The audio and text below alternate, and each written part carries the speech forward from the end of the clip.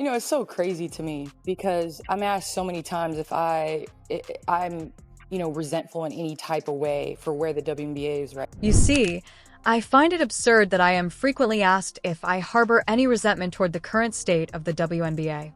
Out of women's basketball for a horrible team when she arrived. Outside of LeBron and Steph, she is the most well-known basketball player currently playing in the United States. Oh, yes. And I don't think that's close. The WNBA's old guard didn't want to hear what Candace Parker just said, and the league, especially the commissioner, needs to pay attention. It's what every Caitlin Clark fan has been yelling all season. Because even though we thought a new season would provide a new perspective on Caitlin and her supporters, things have only gotten worse. The envy is louder, the hatred is deeper, and the double standards are more obvious than ever.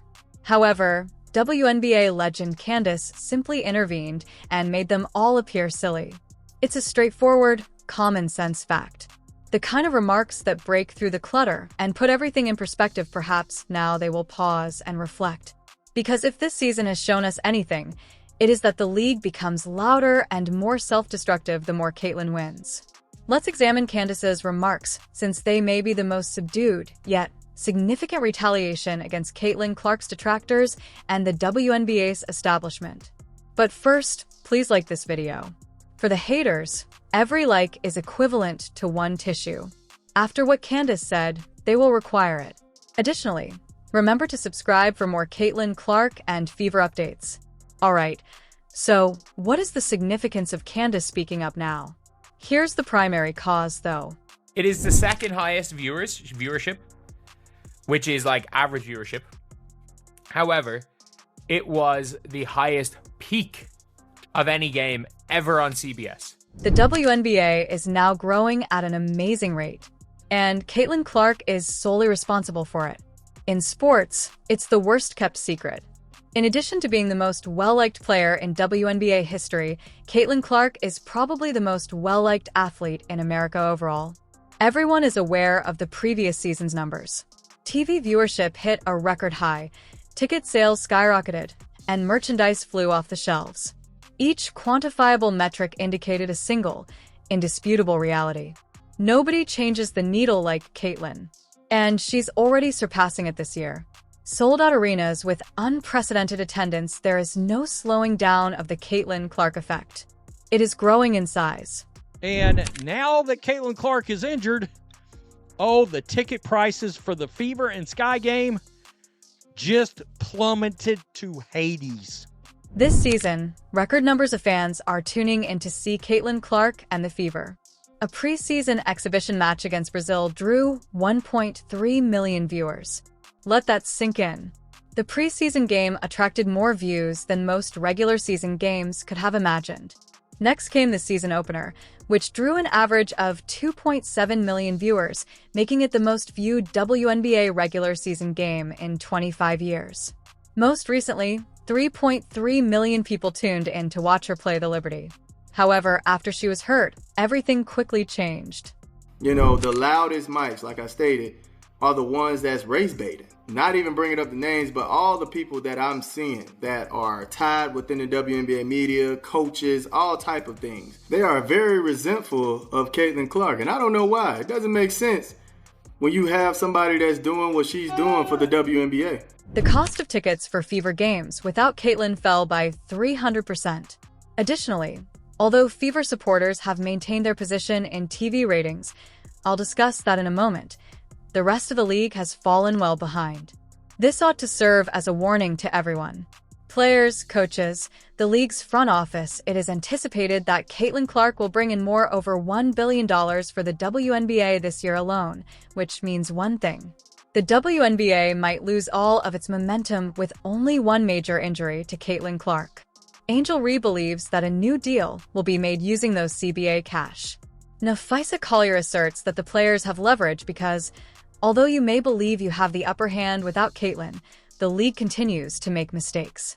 They tie themselves into knots and act as though it's something else rather than accepting the apparent truth about who is driving this expansion. Instead of acknowledging the progress, they continue to steer the discussion away from basketball and onto other topics.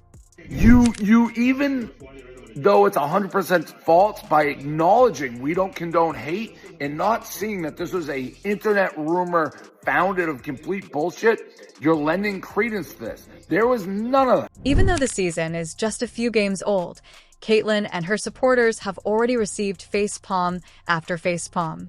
The turmoil began with just one game.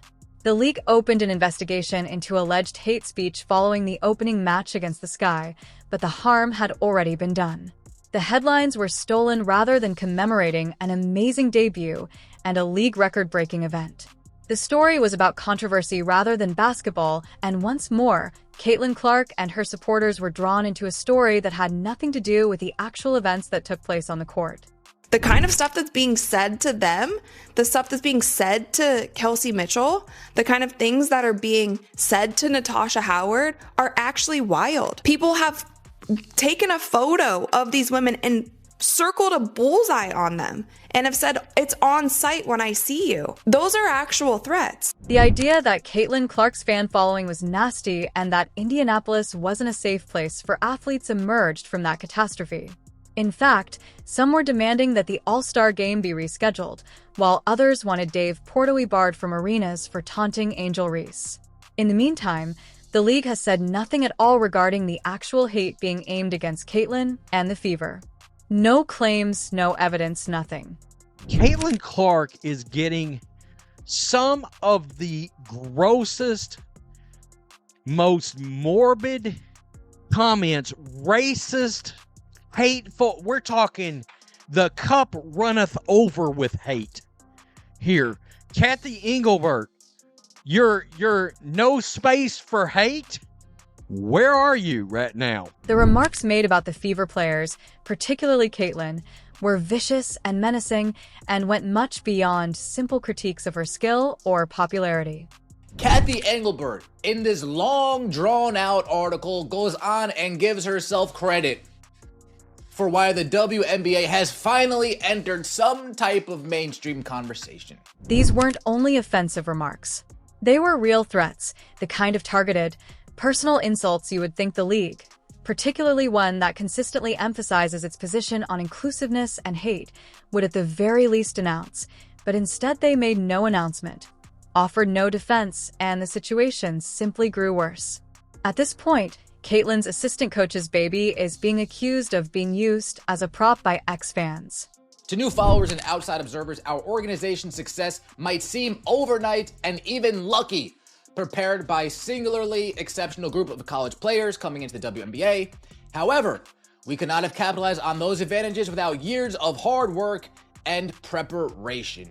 Years of hard work and preparation. It might have seemed like it came overnight. That's correct.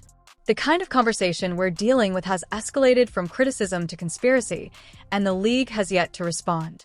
They're assaulting Caitlyn for carrying a baby. Thus, the hatred directed at Caitlyn and her followers has completely stopped. It's just gotten worse, if anything. And despite all the data, sold-out games, and record-breaking attendance, there is still opposition to recognizing her influence, and it begins at the top. They just can't not even wrap their head around. They can't just accept, okay, this person is more popular than me, or this person is more popular than the player that we want to push. In an article for the Harvard Business Review, Commissioner Kathy Engelbert went above and beyond to claim credit and distribute it to everyone except the individual who is most responsible for the league's success. A coach's athletes, front office strategy, marketing teams, etc. She brought it up. Everyone received kudos, but Caitlin Clark received almost no attention. When they play in these arenas where there are 15 to 20,000 people in the stands, they are in front of people that they haven't been in front of before. That is an opportunity for all of us fans to get to know all the players on the court, all of the players in the WNBA, to pick new favorite players, to pick other teams that we want to follow. She significantly lessened Caitlyn's influence compared to a McDonald's fountain drink. Engelbert included Caitlin Clark with Angel Reese and Cameron Brink in the post, stating that when these rookies joined the league, Regular season games attracted an average of 1.2 million viewers, a 170% increase over the previous season. However, I and your dog are aware of this. Caitlyn's games had an average viewership of 1.2 million. There is a constant rush to give gold stars to everyone but Caitlyn, though, because the old guard cannot tolerate that she is receiving all the praise. I think it's all about money, marketing, and we cannot deny what Caitlin Clark has done for the women's game. I'm not going to act like it's something that we don't see. She's had a huge effect, called the Caitlin Clark effect. Yes, have we ever had teams have to get into larger arenas to play against a team? No, we have not. So if we have more eyeballs on the game and Caitlin Clark brings that, why would we feel some kind of way because she has more television games? Being envious is one thing. That is human. However, what we're witnessing goes beyond that. For some reason, people feel the need to knock Caitlyn down in order to feel better. And far too frequently, people blame racism for her widespread fame, as if it had nothing to do with the fact that she broke 62 WNBA records, was selected to the first-team All-Star team, finished fourth in MVP voting, and helped a bottom-dwelling team advance to the playoffs in her debut season. It's crazy because, whether they like to acknowledge it or not, Caitlin Clark's contributions are improving everyone's circumstances. When she is the center of attention, the league as a whole is also highlighted. Ultimately, it comes down to the fact that there were an abundance of women in the WNBA doing tremendous work on behalf of the WNBA and the game of basketball, and you just sense that folks were feeling an absence of appreciation. Legends who have really founded this league and are aware of the stakes have already spoken out against it. One of the most revered voices in women's basketball and a Hall of Famer is Lisa Leslie. When she exposed the jealousy surrounding Caitlyn, Mike essentially quit the WNBA.